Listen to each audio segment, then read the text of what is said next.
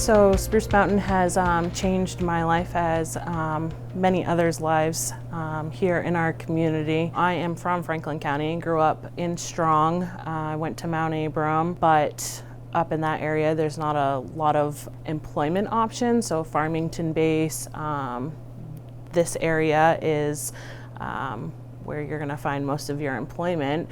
So being able to have access to Spruce Mountain and have more opportunities for improvement and growth, it was a huge asset. When I came on board in 2015, this program was actually on the chopping block. They had gone without a director for 6 months, and they were really at the point of whether they wanted to continue having an adult education program. And I would say within the first month or two that I was on board, that's when the paper mill layoffs happened, and it felt like it just really gave us a purpose and a drive to do better and serve our community.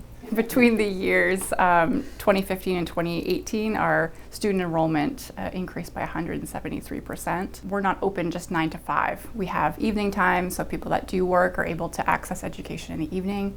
You know, transportation is a barrier. We use some of the COVID money that we had to get a van.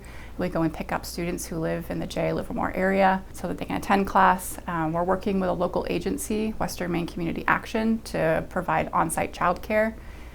Each month we have a WIC clinic where folks can come in.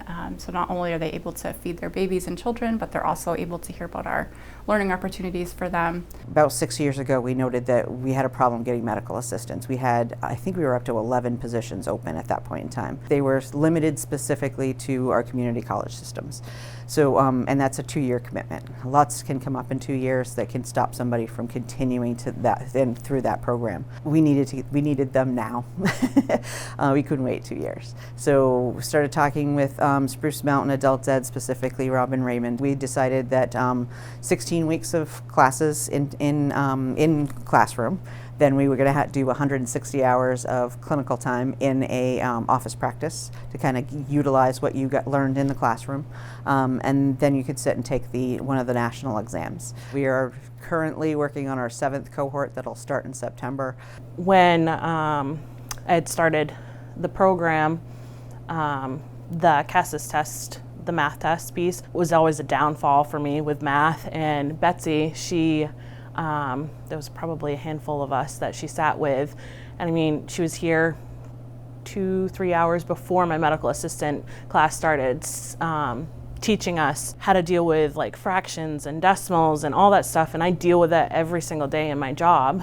Once I became a medical assistant, it opened up so many doors and opportunities for room for growth. As far as leads in the office, it gives you the next the step before taking your milestone if you want to go on to nursing, a good background to start with that. That's a big piece of what we do is we try to provide stackable credentials. They can come in, they can take some college transitions courses and to see if that is something that would be available to them. Today I stepped in through these front doors. I was greeted by Robyn, I was greeted by Betsy. I haven't been a student here for 5 years, and to still come in here and have those open arms, it's such a home welcoming feeling. It's nice, you're a family.